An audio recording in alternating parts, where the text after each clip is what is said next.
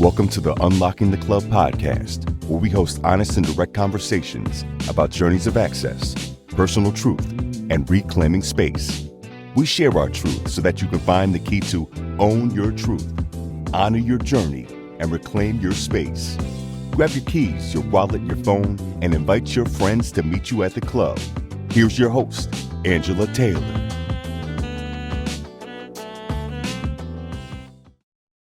Hello, welcome to Unlocking the Club. I'm your host, Angela Taylor, and I am really excited to be in conversation today, a soulful conversation today about being fierce and fearless.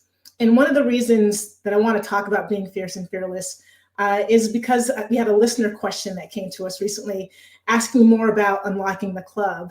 And I wanted to share a little bit of the backstory behind coming to this particular name of the podcast.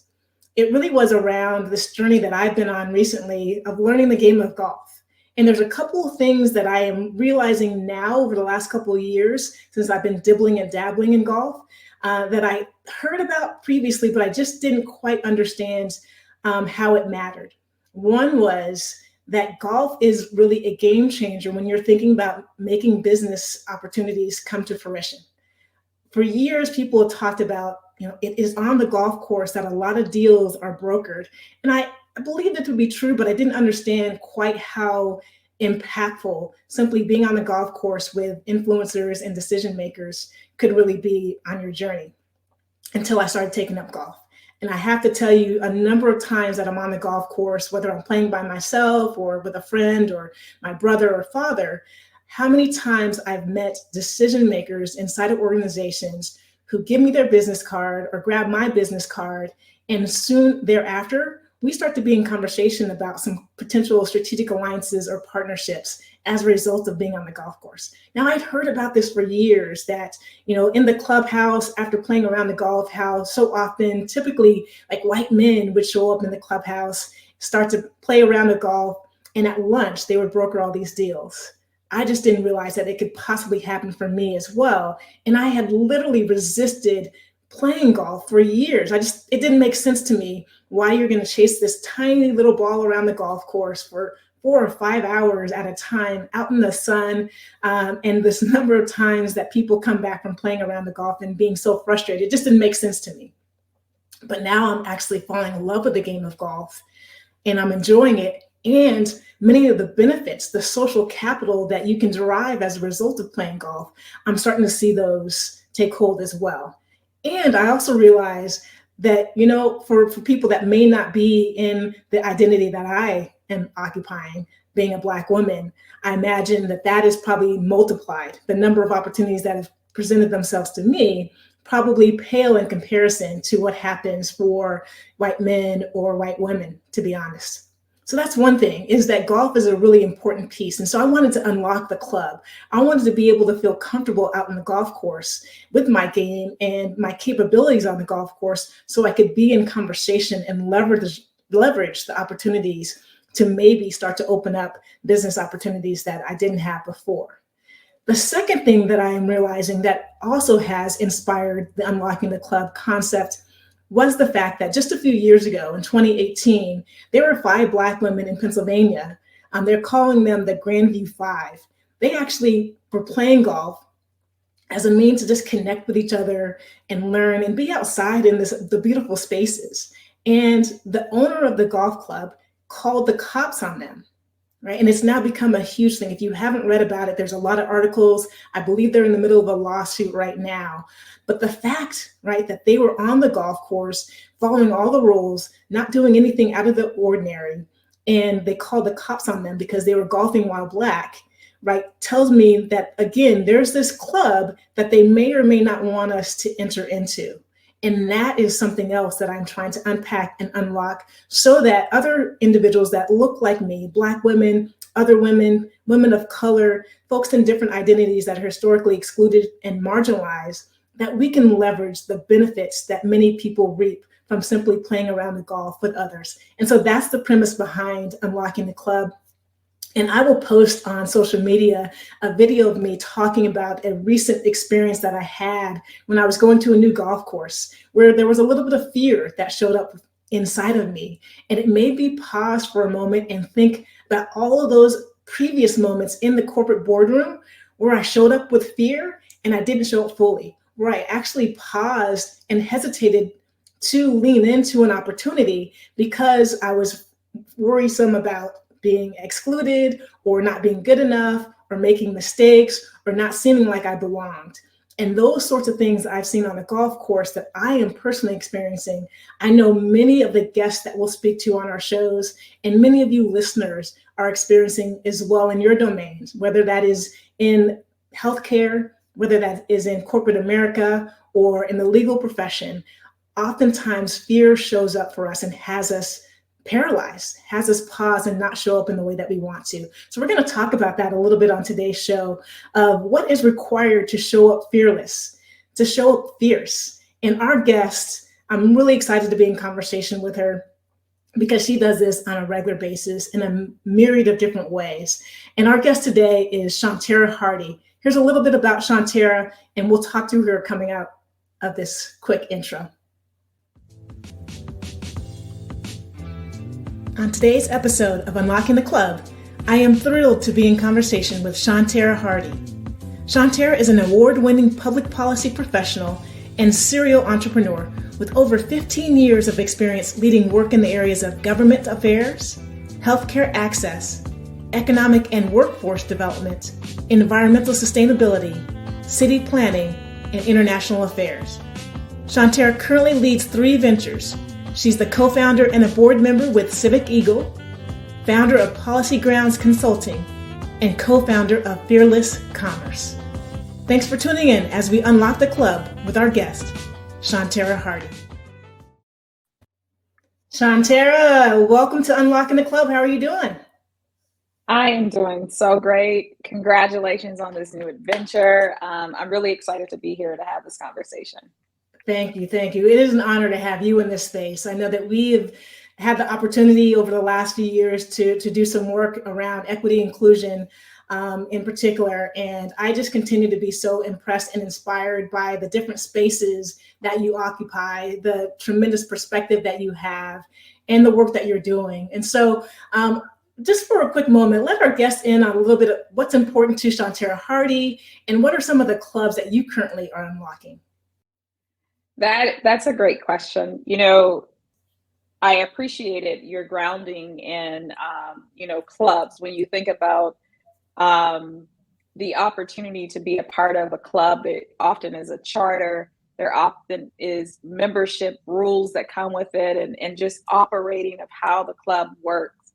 And there are rules with a capital R that are written, and there are some rules with a lowercase r that are unwritten, that allow for those who know the password or know the network to be able to actually get in. And so I've had the opportunity to sit at a number of tables that can be defined as clubs, being a part of organizations from an identity perspective, related to my sorority as a member of Alpha Kappa Alpha Sorority Incorporated, being a member of corporate organizations, identifying the work that I choose to do as a business owner, being a member of the women corporate directors, also being a Black woman in clubs that I have created. Power Moves really focus on bringing women together to move together and just really focused on access related to opportunity is some of the clubs that I've been able to be in. From an idea perspective, I'm trying to unlock in this amazing state of Minnesota, moving from clubs of just activity to outcomes, moving from being basic to going above and beyond because of the needs to improve the lives and livelihoods of people. So a number of spaces and places that I've had the opportunity to be members of, and many of those are based on my lived and learned profession. And many I just kicked through the door and was like, I'm coming in. Y'all need me. Knock it Y'all need a down. member like me. Exactly. Well, I love that you said moving from activities to outcome, like, right, unlocking those clubs. And I get curious, this for me has shown up quite a bit recently for Black women. When we think about the recent elections and how Black women showed up to impact the outcome. Like, is there something specifically that you're starting to see where we aren't just considered checking the box, right, and being in motion or activity, but we're actually trying to influence outcomes that oftentimes aren't just for our own benefit, but for the benefit of others in our communities?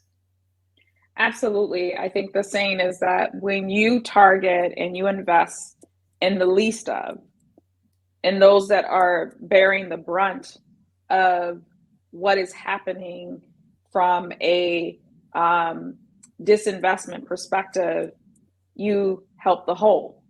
And so when you think about the work that Black women have been able to do, they have been able to not only impact their lives, but they've been able to dismantle systems along the way because they are getting to the root of issues versus trying to work around the symptoms of different issues. Mm-hmm. And so it becomes this this opportunity to raise our hand, to be able to get into places and show that there can be change, and to ensure that we are also a part of the leading infrastructure.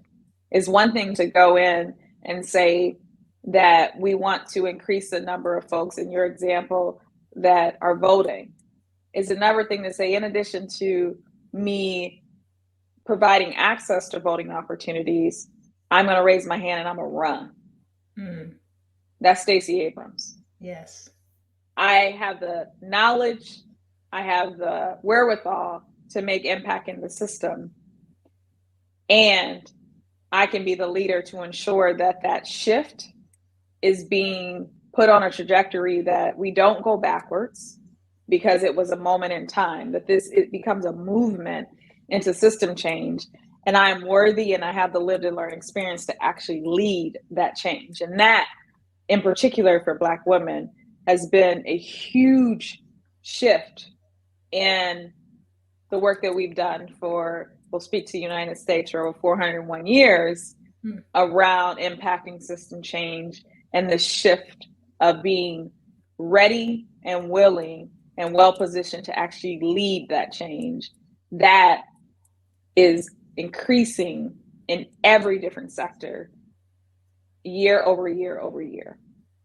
When I think about being ready, willing, and prepared to lead change, I just get curious, Shawntera, in a society that constantly is trying to tell Black women of which sandbox they can play in and which sandbox they can't play in, how do you have the audacity to show up in these spaces, kick the door down gracefully in heels or whatever else that you may be wearing at that particular time, or raising your hand? Like, what gives you the audacity to be able to do that with confidence?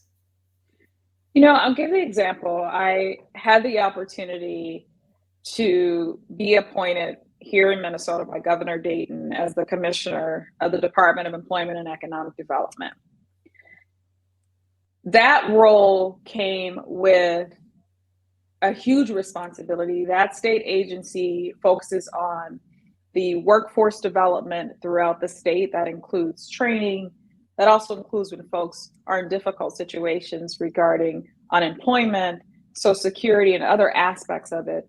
It also includes the business development side with responsibility over business incentives, infrastructure improvement, business development related to startups, and helping. Minnesota per capita is one of the states that have a large number of Fortune 100 and 500 companies, creating a space for them to thrive. And then also a responsibility for international relationship related to trade and commerce across the world. And I had the audacity to say yes to Governor Dayton, that I would go and lead that state agency with over 1,500 amazing public servants. And that was a fearless move. But when you think about, for me, when it comes to having the audacity to go in a space like that, as the first person of color, to sit in that coveted seat as running the economic positioning, the economic strategy for the state of Minnesota. And that fearlessness around that and that audacity does not mean I was absent of fear. For me, it's operating in this space of creating a culture within myself of, I appreciate the curiosity that you use in having these conversations, but it comes with this courage and this relentless commitment to navigate through struggling of, should I be here? I think smart people call it imposter syndrome. Do I have the knowledge to sit amongst these folks and actually lead the trajectory of this state? What comes with that? That comes with doing the work of me understanding and mastering my craft, making sure I understand the language, and making sure I'm in alignment with my colleagues around what our goals are. And then lastly, related to, this whole piece around understanding and having the network, that when I don't know the answers, that I can go outside of myself and tap that network to be able to get the right answer, or to be pushed, to be challenged to try something different and try something new. And that role in particular allowed for me to have the audacity to do that. And I think I did a fine job, just kidding, and doing that. But that did not come without fear.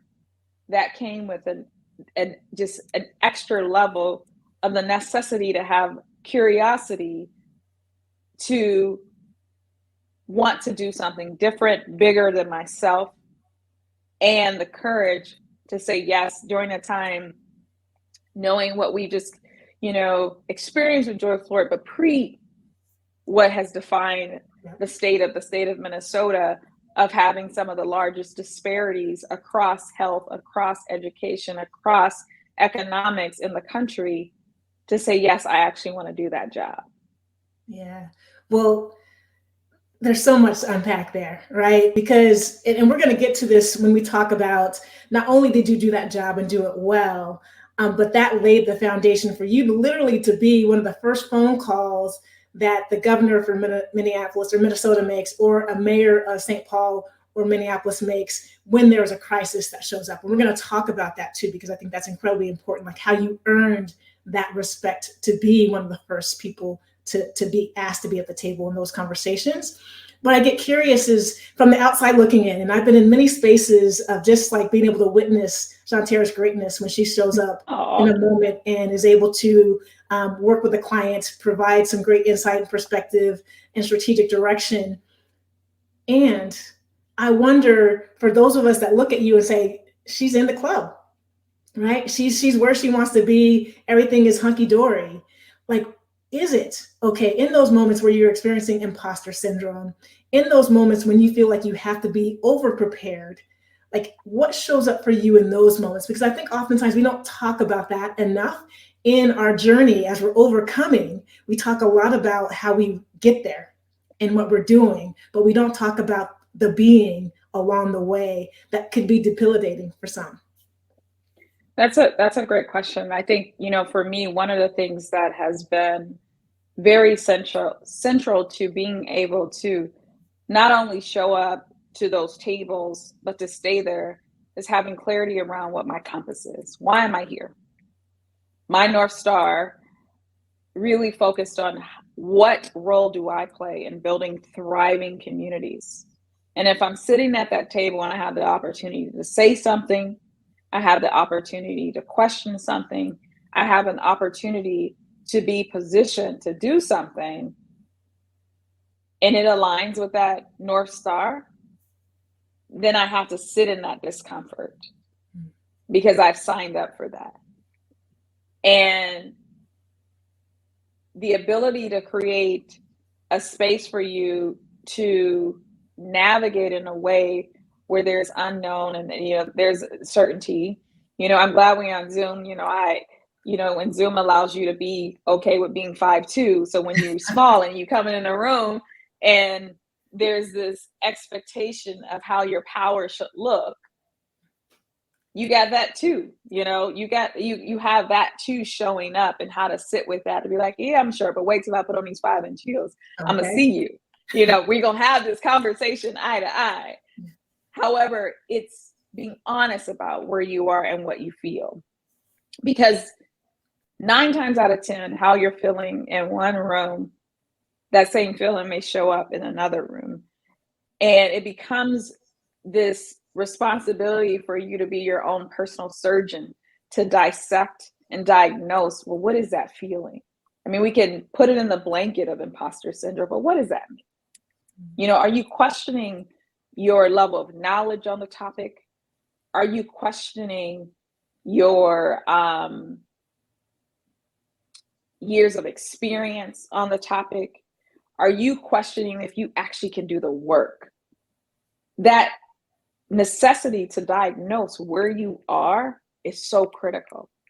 And if you get in these spaces and you don't do that work, you will feel it in the next room, and you haven't built up the toolbox to be able to tackle it. Oh, I know what that feels like. Oh, I know what that, when you said that, I know what that means. And this is what I connected to when you said that. It becomes your work to be that own personal surgeon, to diagnose and dissect those feelings, to be present with them, to not think that you get tagged with the term fearless after it's done. Yeah. It's in that thing where the courage has to show up for you to be able to get on the other side, and someone can call you fearless, or you were fierce, or you showed up in a way that allowed for actual solution. And so it's being present with when you're in those rooms, and it's being aligned with your ultimate North Star that allows for you to sit there, allows for you to be uncomfortable at times when you're questioning if you should be there, but allows for you to move through it and learn, so that when you get in that situation before, you're able to reach back to that experience to be able to allow for you to show up even better in that next room. Yes. I love where you're pointing us in this North Star. I think it's so important that we do, in fact, know our own value and resist the temptation to need external validation to prove what we already know about ourselves. I actually saw on social media recently, someone had posted something really simple. They were saying something to the effect of, everyone's not always going to be willing to clap for you. Win anyway. Right. So even in those moments, particularly as a Black woman, you are not oftentimes going to have people patting you on the back, giving you good feedback, acknowledging the ideas that you brought up, right? They will acknowledge the group sometimes, not give you credit for certain things. And all you need is that internal validation of you knowing what you contributed and what you brought to the table. But I get curious, Shawntera, for you continue to climb the ladder. You continue to be in more important conversations in global communities. And I think recently you shared a story of a new board position that you had, and in one of the first meetings, an experience that you had there. So despite this resume that's similar to Judge Ketanji Brown Jackson, on a bad day was significantly better, I'm sure, than the people that were around the room, you still had this experience. Can you walk us through that experience and how you felt in that moment? I appreciate you bringing that up. It becomes, I can't remember if it's like my mom or grandma to say, girl, you can get all high and mighty, but your stuff still stink. And you got to remember that no matter where you position, titles aren't permanent, and power shifts. And you being clear around the fact that you can't script that every time you show up in a room, and the appreciation of the gifts that you bring will be the same. And so you having a strong sense of self that is, it is a muscle of that self-awareness and that confidence in your thinking that you have to have. And to that experience that I went into a meeting, and I'll make it really short that it was a meeting that was, in addition to board members, there were outside individuals, and I was put in the outside individual bucket versus automatically being thought as a board member. And that was a sucker punch. And it was a mirror moment of like, you can't be going up in here and telling these folks to, when they experience, microaggression or something like that, and you don't do it. And that became a moment of mirroring to say, I have to say something. I have to be clear of how it made me feel. And I have to be ready to sit in this uncomfortable space for them to receive it. And I have to be clear that I'm signing up, that this is what I'm walking into, and that there's work to be done. And I'm going to roll up my sleeve, even though I was bruised out the gate. That's continuous. And especially from a Black woman or a person of color, that it happens more times than not. How are you navigating through? And how do you ensure that you create an environment where you teach people how to treat you? Amen. And I think that's the hard part, because, and it becomes a weight, because then you're like taking on responsibility of not only your self-worth, but then we oftentimes take responsibility that if I don't say something, I am literally setting up a trap for the next person, because this human who did this harm has not, one, been told that it was harmful, and two, provided real talk around how to never do that shit again. Sorry, I don't know if we cuss on Unlocking the Club, but yeah, that's we're uncensored here. We're uncensored here. Just bring it all. Bring your authentic self to Unlocking the Club, because sometimes you just have to curse, right? When you are unlocking the club and navigating spaces, sometimes it requires. I dance more than I cuss to get through, but I think that piece just around this connection to self, because you will not, I repeat, always be viewed with the same level of power and position, because none of that is permanent. There's always new spaces. There is always a person that may have something more. And if you walk in rooms knowing that, but knowing your worth and have clarity around your center, you're able to push. I think there's a quote that I'm trying to remember what it is, that it's something to the effect of, no matter where you're sitting at the table, you're going to operate in your gift. And it doesn't have to be at the head of the table, because wherever you sit and you stand, the table will shift. And so if you can manage your worth and your level of leadership and what you're going to bring to the table, you could be sitting in the back, in the corner. You could be in a nosebleed. And you can also be ready for when that table shifts, because your gifts are needed. But you have to have alignment with it. You have to have clarity around what it is that you're trying to bring to the table. And you have to make sure that you have the courage, when the shift does not go right, that you speak up and you say something. So again, so many things. So the first, you've talked about the North Star and having clarity of your North Star. Like, are you someone who is about the activity or the outcome? And if the reason that you're at that table, right, is to get an outcome, whose comfort are you prioritizing? Like, right, in some of those situations, whether you're going to speak up to a microaggression or not, like, whose comfort are you prioritizing in that particular situation? And if you remember what my North Star is, what the outcome that I'm here for, then that has you show up in a certain way. And I think the last thing that you just mentioned, I think oftentimes when we are when we have the opportunity to be on boards or in certain decision-making positions, we forget the reason why we were there. We aren't there because somebody just like looked on a sheet of paper and said Shawntera Hardy. We're there oftentimes because you have done the work over and over again and twice on Sunday to be there. And so bring that expertise that you have that probably no one else in that room has that same perspective. Do you agree with that, those concepts?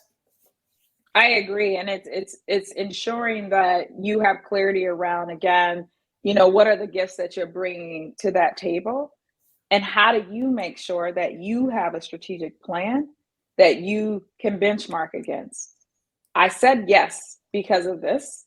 And as I navigate on this journey with this organization in this example, it actually becomes it becomes your responsibility. You should be accountable to ensure that you're hitting those marks. Like, what are your KPIs?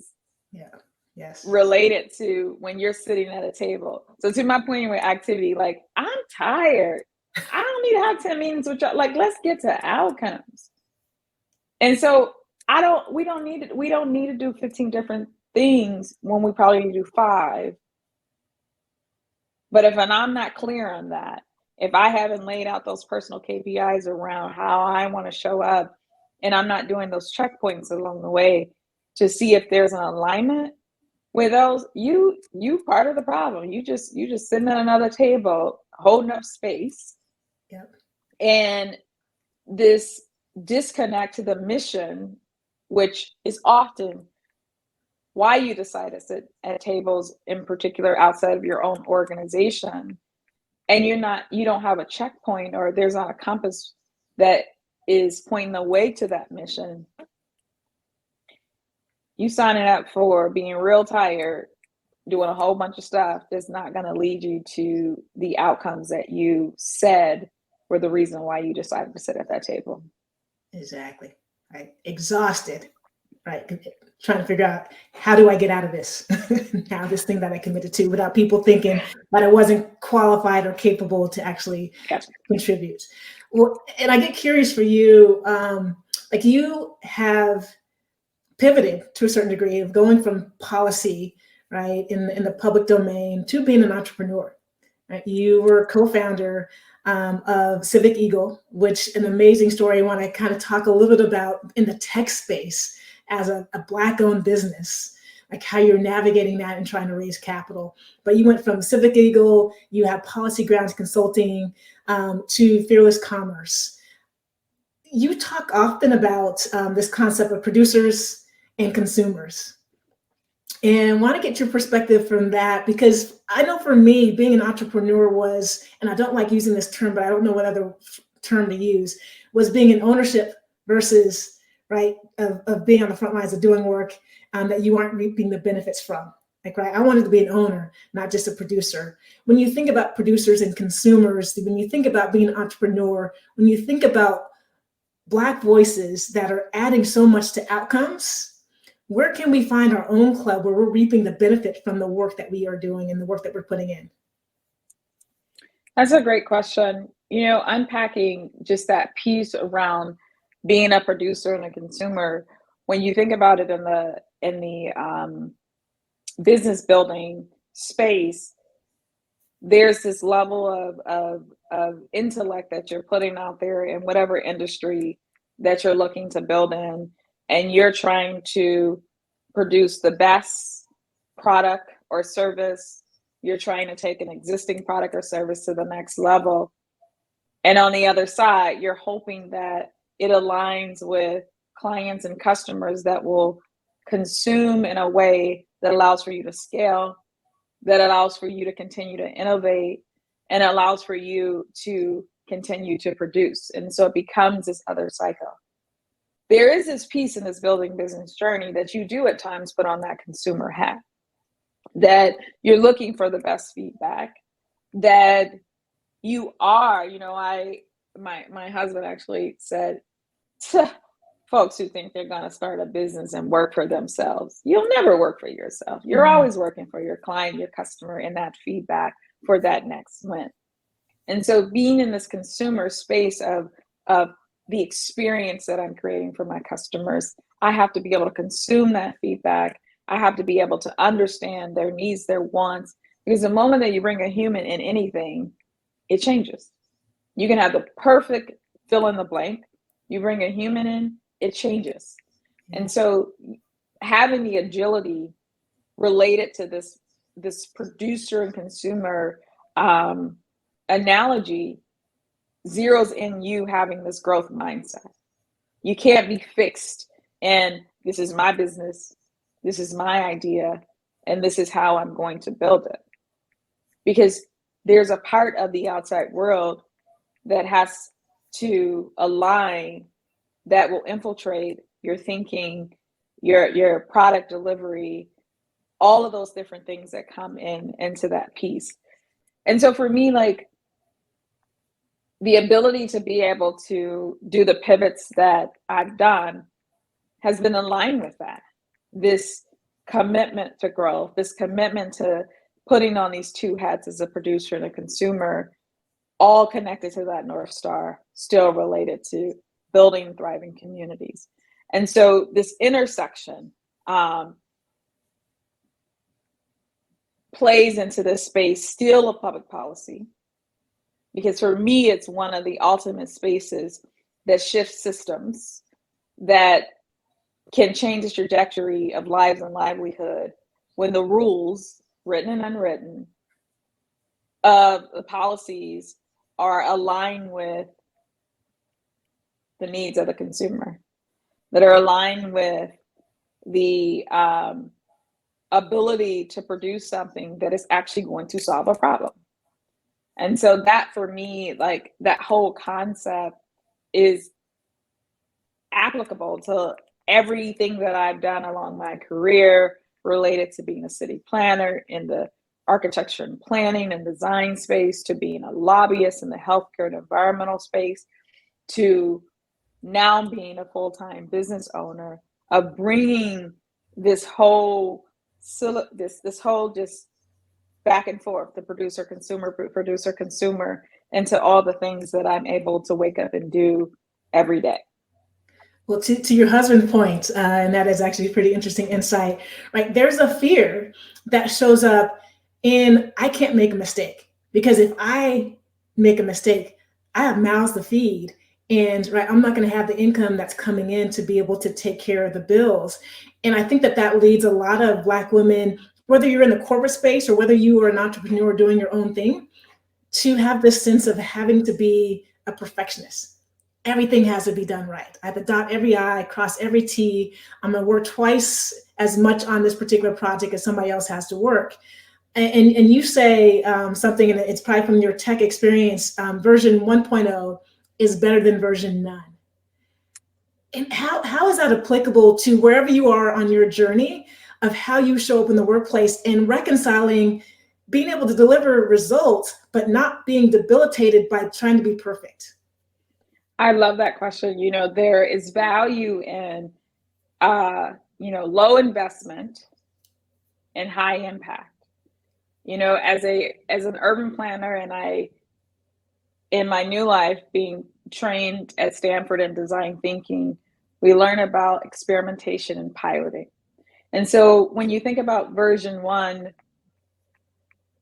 you started something, you tried something. There's a journey to that, is that when I said earlier around mastering your craft, that you've done the homework, you have clarity around who you're trying to solve this problem for, and you put it out there. I think about the work that myself and my co-founders in starting Civic Ego. We started Civic Ego in a B2C model, focused on the consumer to get them access into the public policy space, utilizing an app that we were so excited, because in the beginning of app production back in 2014 and 2015, to get in the Apple Store or Google Play was like, that was the badge of honor. It was hard to get in there, and we got in there. And it was putting that app out there, iterating and getting feedback, and being honest about what we do with that feedback, which built our business of today, because that feedback told us we ain't had no dang on business model. And we had to pivot. Yeah. And we pivoted into a B2B company focused on understanding and being honest about, in the public policy space, who's driving shifts in public policies, which are intermediary organizations, advocacy organizations, business associations, business chambers, government affairs, lawyers. There's lobbyists. That's our customer. And being honest about that. And we made that shift. But we had to put version 1 out there for us to get the feedback to learn. And that pivot 4 or so years later in 2018 has turned into an amazing company that my 2 co-founders, Damola and Yemi, are leading today. And we've just raised a Series A $10 million. But if we didn't put out version 1, which was scrappy bootstrap, we somehow made it into the Apple Store complete shift, we never would have known. And layering on this concept of producers and consumers, we produced something and put it out there and got that feedback by what we thought was our customer and our client. And the feedback we got was, yes, and here's where you're going to get the most impact. And how do you do that in a way to make it work?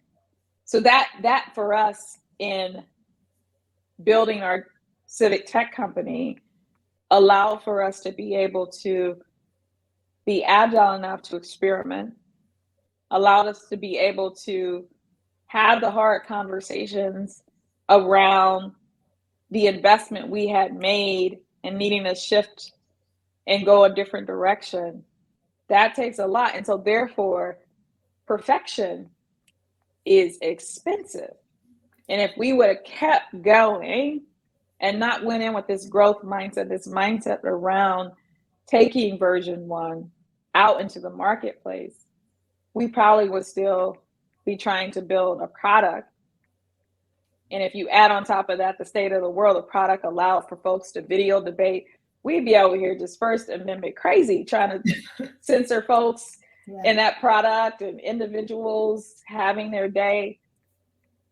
Yeah, no, I'm grateful. I'm grateful that my co-founders in particular, led in a way to be open to make that shift at Civic Eagle. All right.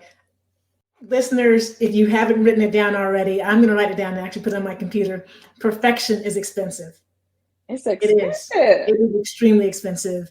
And a couple things around Civic Eagle before we pivot. First and foremost, congratulations to you and your team on that Series A funding. I know that is huge and will allow you to continue to have a greater impact in the work that you're doing. So I know that is not just huge for you as an organization, but certainly those that will benefit from the work that you're doing. But I actually want to unlock the club and get really interesting in the tech space. When you are trying to raise capital as a Black-owned business, who are the gatekeepers that have the passcode that you mentioned before to actually getting to funding? Because it's not just about a great idea, it's about access to capital. How do you unlock that? Absolutely. Let's just start with the first thing, language. Prior to deciding to make this pivot, if I had to be on the elevator of my life and talk to somebody about a cap table and limited partners and venture funds and convertible notes, my life would be over. Yep. Venture capital raising is a whole nother lexicon in business. And so when you think about from a standpoint of that club, if that language has not been in your family, if that language of understanding that industry has not been taught in schools, you don't even know that club exists. Yeah, you don't even know where to begin. You don't even know where to begin to know. So there's this level of language. This second piece around club of understanding, this backs to our other piece of our conversation around ownership. The moment that you move outside of bootstrapping and having a very clean relationship with your customer or your client, and you bring in an investor, equity or debt, ownership decreases. Yeah. That's a whole nother conversation of unlocking that club to understand when you make that decision to shift your level of ownership. Why are you doing it? Is it the scale? Having clarity around the type of company you want to create. All of that. There are so many clubs that don't look like me and you. Yep. That have those conversations. I had this conversation last week, in particular, talking about Minnesota. You know, the alphabet soup of venture raising. You may start with an angel investor. You may go to a pre-seed, a seed, a series A, B, C, D, E, F. Minnesota's a very head blown. So Minnesota likes for you to be very advanced in your MVP that you're building. And so Minnesota money oftentimes is paying for Series A, but you go to the East Coast and West Coast, and someone that doesn't look like me can just have an idea in their head and get a seed round of $2 million and they haven't built anything. Exactly. I'm a napkin. Bring a napkin with some drawings on it and get millions. Yeah. I need to have customers. I need to have traction. There's that language again. I need to have a monthly recurring revenue of X, Y, and Z. And so understanding that, one, this club requires a different level of language. This club requires a different mindset around ownership that is precious in our community. Why? Because through our history, ownership has been taken away from us. Yes. I think about here in Minnesota, my work in city planning, and one of the most wealthiest and prosperous communities, and it happened throughout the country, Rondo neighborhood, that the freeway went through it. That took ownership away, not only housing, but businesses, connection to the social fabric of a community. That has oftentimes been what we've lost.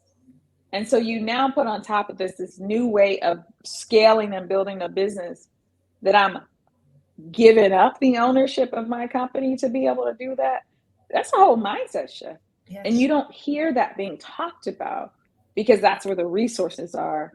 And that's the language of the day. And that's how you make it, that if you get this investment, that if you allow for this type of capital to be infused in your company, that this is what will happen on the end. There's a pre-conversation and understanding that is so necessary, especially in our communities, to truly unlock that club of investment in a way that makes sense for you and that it aligns with the future type of business that you're trying to build. Like, anybody listening to this, don't go into that journey of capital infusement without having these type of conversation with yourself, your partners, your investors that may not be financial contributors, to be clear around the type of company that you're building and to be comfortable with your definition of ownership and where you see yourself in building that company for either legacy or for a limited investment in how you get to that next level. That's real. Yeah, that is real. And as you're telling that story about the language, I'm just thinking about an experience that you have when you're going to a car lot trying to buy a car, trying to spend tens of thousands of dollars of your own money. And if you are inside of a certain identity, they won't even pay you any mind.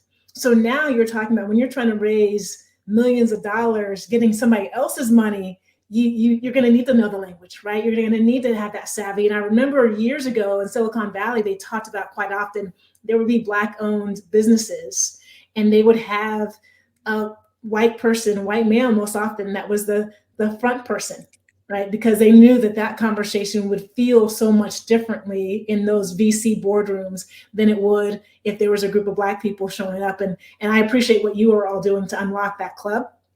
And we need more of it with exactly what you just shared.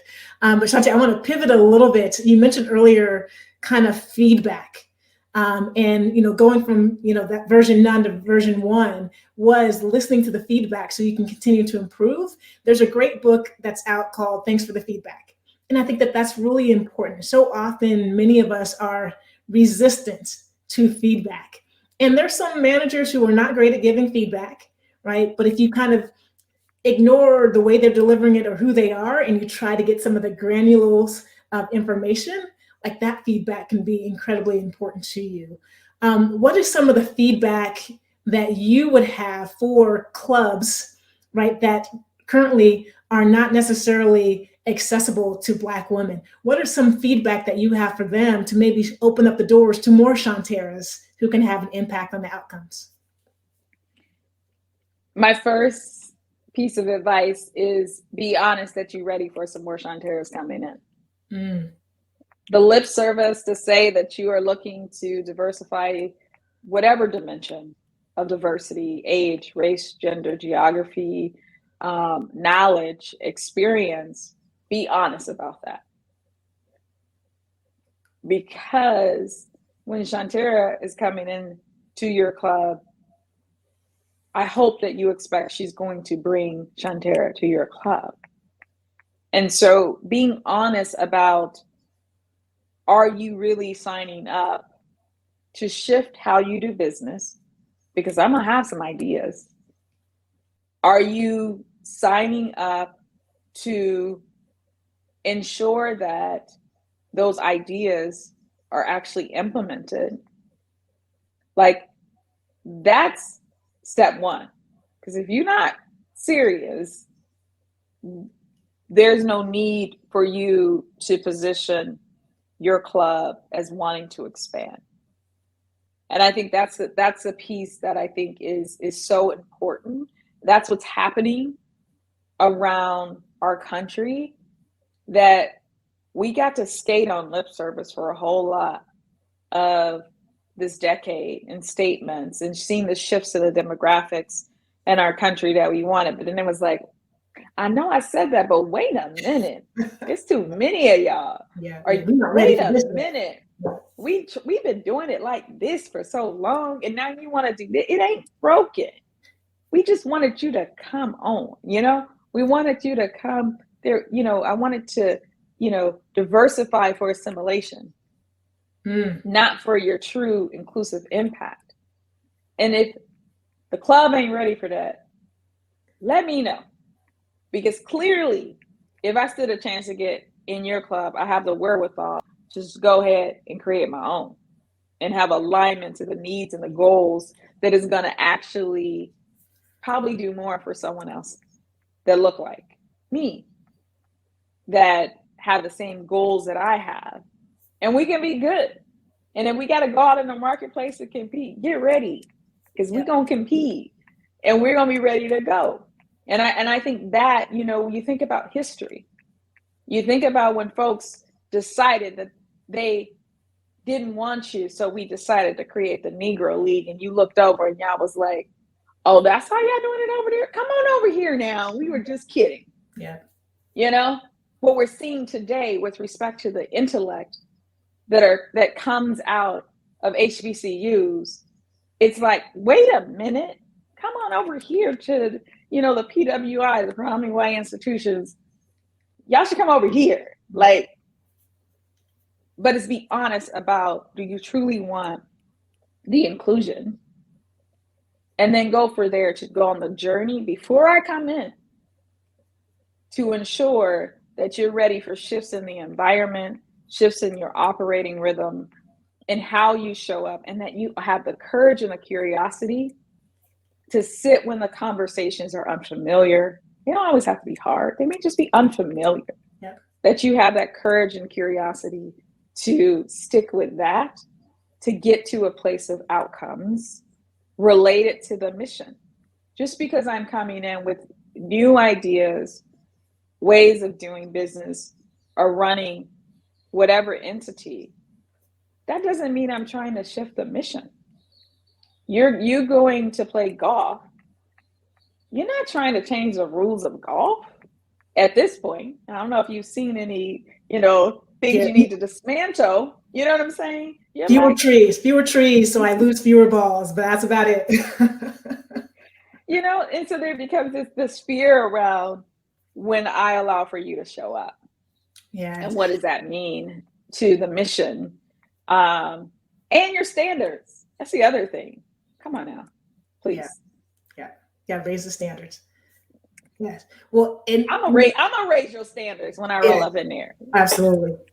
When you said this earlier, and I think this is really important for our viewers and listeners, is the landscape and the tide is shifting. Like right now, you have NASDAQ and you have these different organizations that are putting their foot down and saying, look, we need diversity at the table. And so before, we were excited about the opportunities and the invites. And now it is our responsibility to vet the situation. And if they aren't coming to the table and really wanting our voice and our opinion on affecting the outcomes, then there's going to be other opportunities for us to consider. And we have to show up the way Shawntera showed up in that boardroom before, and letting folks know when there's a microaggression, let me figure out a way to call them in and call them out so that it doesn't happen again and that they start to act right. Right? So that the situation could be a benefit to you. And that's a really important space. Shawntera, I have a question for you around crisis. So again, we joke about it all the time. Anytime something was happening, it felt like in mid to late 2020, right? We could be in a meeting on a call and the bat phone was going off. The first phone call people were making was to Shawntera Hardy. And there was a lot going on in Minneapolis, St. Paul for obvious reasons. I wonder, in those moments of crisis, which you navigate so well, what we have found recently is oftentimes organizations reach out to the Black ERG or the Asian ERG to have those folks figure out how to create a change space.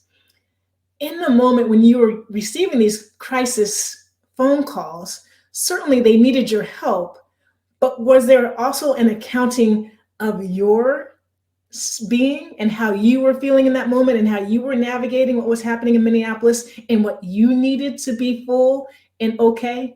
And is that something that you needed or could ask for?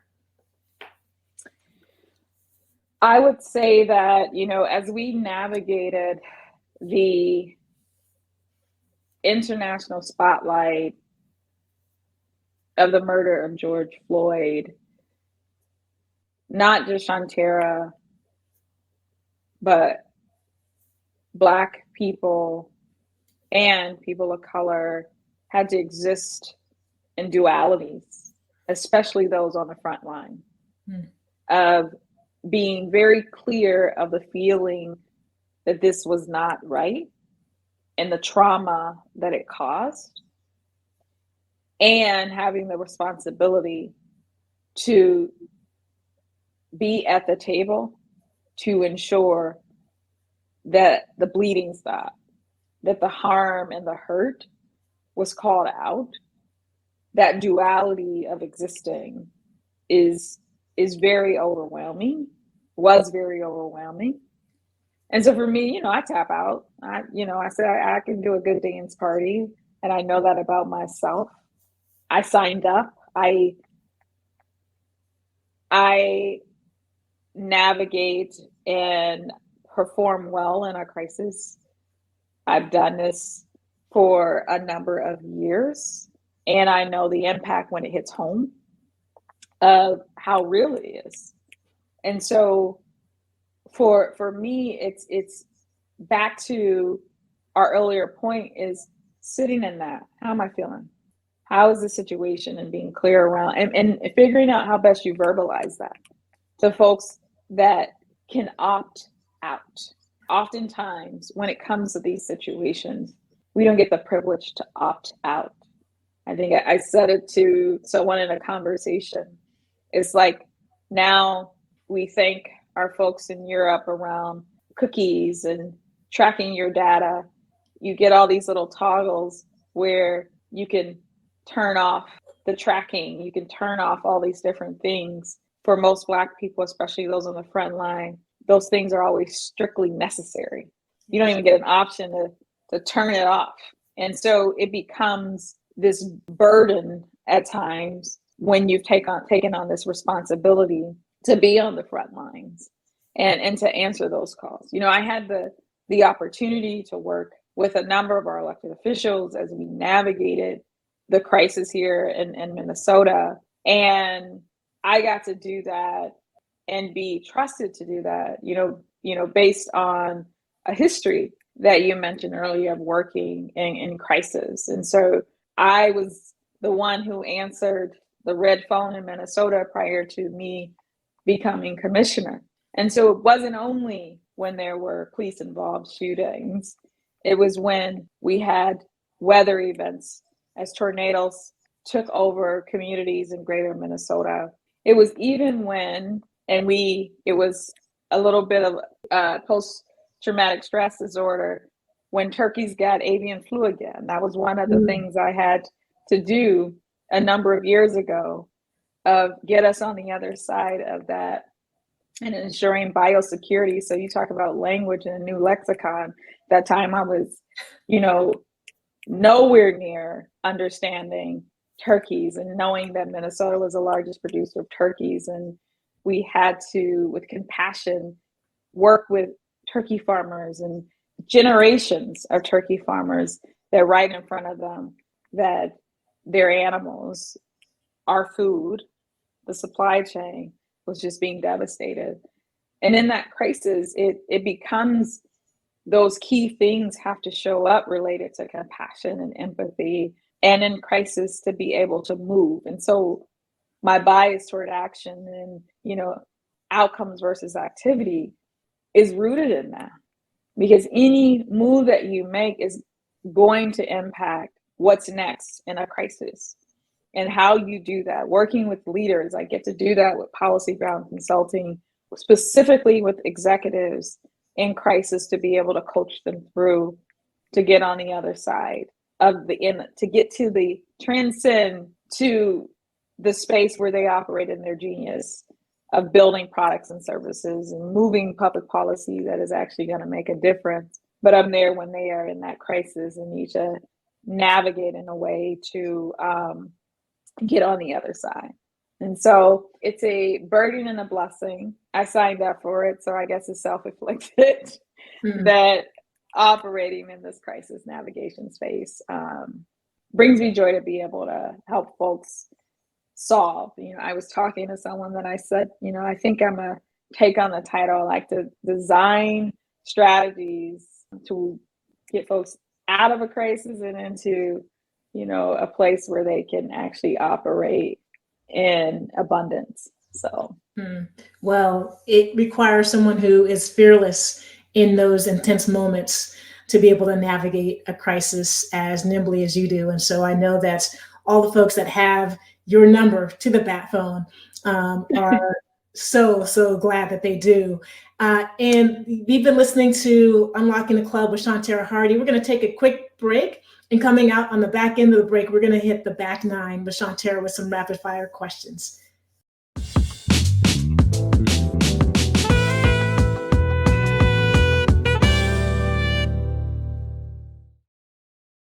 All right, so we're going to have a couple of rapid fire questions to wrap up. I'm scared of the back nine. We're going to put you on the hot seat there in Minnesota. You might need to warm up in Minnesota this time of the year.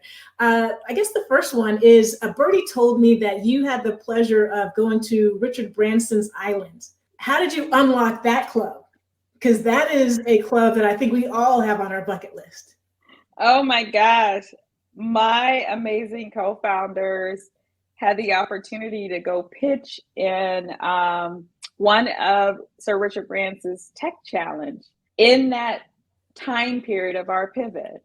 And we won. Like we got to be in the top 10. We got to pitch at the one of the largest consumer tech conferences in Vegas. If you made it there, you get to go to the island if you got in the top 10. Wow. And we did. And so we, very surreal, were able to go and experience this island in the British Virgin Islands. And it's amazing, as you would think.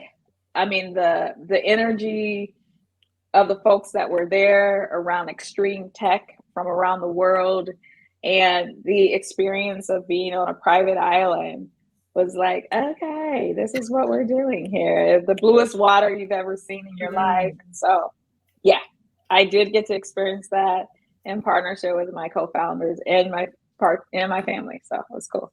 Wow, folks. So that is what we call unlocking the club. Because if it's anything like... Wait, the sir hasn't invited me back yet. So if he's listening, okay. I would love to come back. It was a momentary unlocking of the club. Right, we want to make it a perpetual unlocking. And if it's anything like your experience on a Virgin Atlantic flight, I can only imagine what being on the island was like.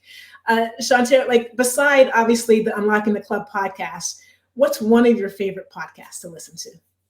Oh my God. I have a lot. I don't want to call out. I don't want to call out just one, because my new favorite one is going to be Unlocking the Club, make sure that, all of my people are listening to that. I would say, a couple things, I'm always I am on the board of NPR. And so being able to listen to NPR podcasts, Marketplace, a number of different podcasts focused on the economy is what I'm excited about. A couple other ones, Masters of Scale, How I Built This, just a number of different ones. I do, in terms of spiritual, listen to one podcast with Pastor Torrey Roberts and Sarah Jakes Roberts, and a number of those different ones. So I say my podcast collection, it's like the likes of the United Nations. It's a very diverse genre of learning to be able to make sure. I mean, I don't know what type of crisis I'm coming. I never knew I should be ready for turkeys getting flu. And so I gotta be ready. I gotta be on my toes. And so being able to tap into some, great podcasts, I think is exciting. Wow, that's great. I love that. It's definitely going to mark those podcasts down for those that I don't have on the list already. Shawntera, besides your own home, where's a place that you feel safest to be yourself and to be in that dance party that we've been hearing about? Well, I'll dance anywhere. So if anybody knows me, there's that. But just with my family. My family home. Most of my family is still back home. I'm here in St. Paul, Minnesota. Most of my family is back home in Ohio. And so that for me is a place that allows for all of me, good, bad, and in between. So home. Right. Home. I love it. When you talk a lot about, like, particularly in crisis, like you were leaning into these spaces that for others would feel really uncomfortable. But are there any spaces or situations that you walk into with trepidation every time? Ooh, that's a good question. I didn't get to talk a lot about our work that we do at Fearless Commerce. We are focused on elevating Black women-owned businesses to ensure that on the other side of their starting their company, they're able to sustain high growth, competitive companies. I will say I take that so serious. And so whenever I get the opportunity to be the resource or bring a resource in the room, I know it's at stake. Because oftentimes Black women are starting business from a livelihood perspective to solve a problem in their community.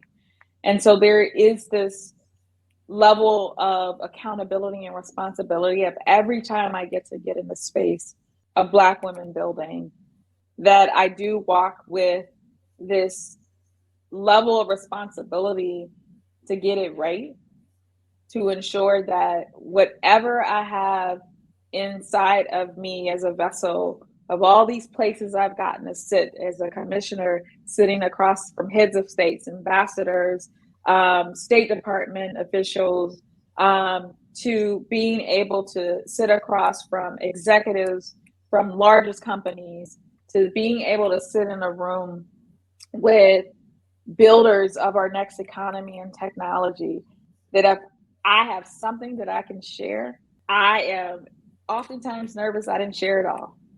That I want to make sure that whatever I know, whatever I can impart, that it is done in a way that when those business owners leave myself or my business partner, Camille A. Thomas, that we put it all on the table because we know what's at stake. That when we build a thriving business owned by a Black woman, we oftentimes build a thriving community.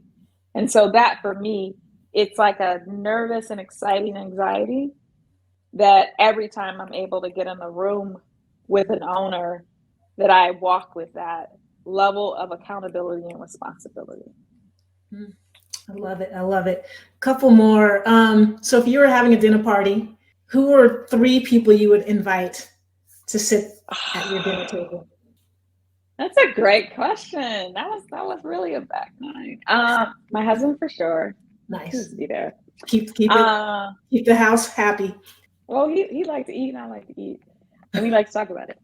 My husband. I'm gonna pick guests that are aligned with my current learning and learning about them, that I have curiosity to learn more. So another individual I just got to cross paths with her. She's a powerhouse Black woman-owned business owner named Phyllis Newhouse. And she was the first Black woman, person of color, to successfully launch a SPAC, which is a special purpose acquisition company, in 90 days and ring the New York Stock Exchange. She's built a successful cybersecurity company ahead of her time. And so being able to have her as a guest to understand that is phenomenal. The other ones you see in terms of our future that I would invite from a standpoint of just grounding me in the sanity of the dumpster fire of the world we live in is Miss Amanda. Miss Amanda, our poet laureate, and her just genius that she's operating in. So that would be my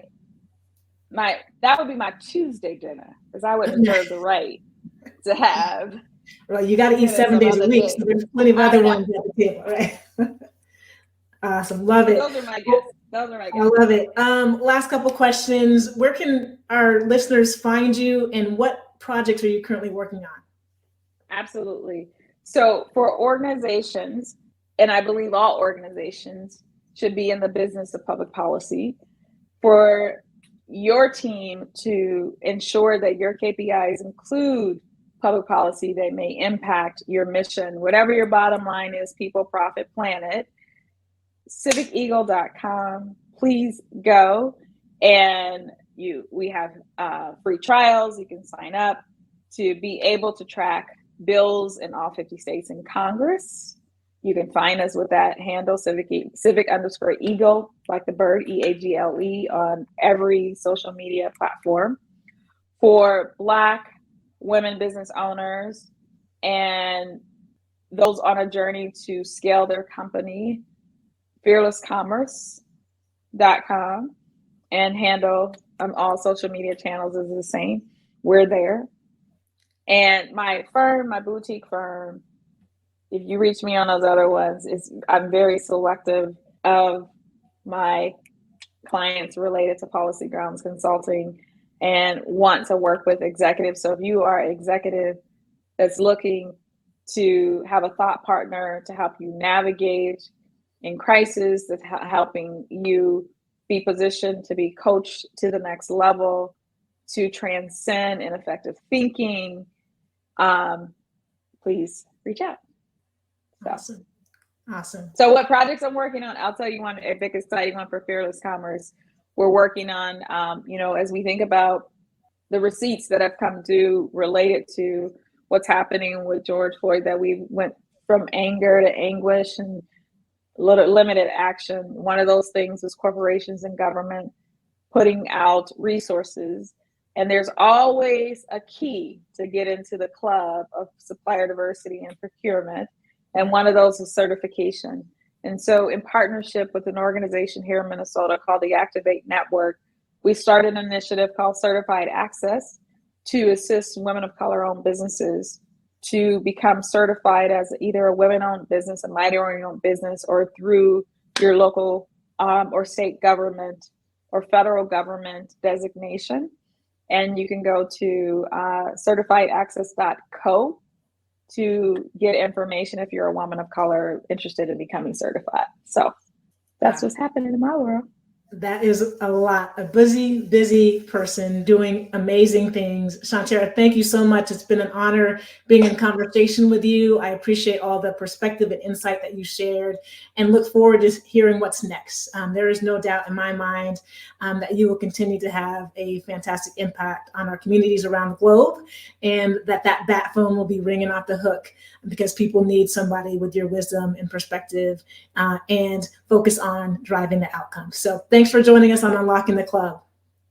Thank you so much for having me, and I'm excited to subscribe and hear all the other amazing conversations that you're having. And I'm honored that I get to work alongside of you and the Dignitas Agency to drive impact in organizations. So thank you so much for having me. Absolutely. And we have a lot of fun with it as well. Yes, we do. Well, we dance.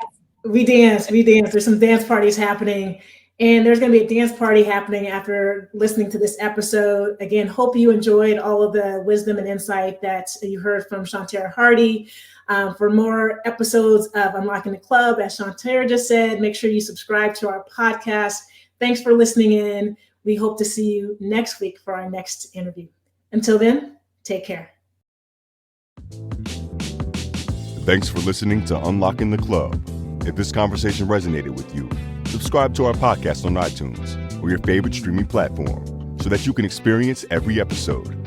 And follow us on social media, where you'll hear about future guests, access special features, and connect with this amazing community. Head on over there and let us know how you are unlocking the club. Until next time, peace.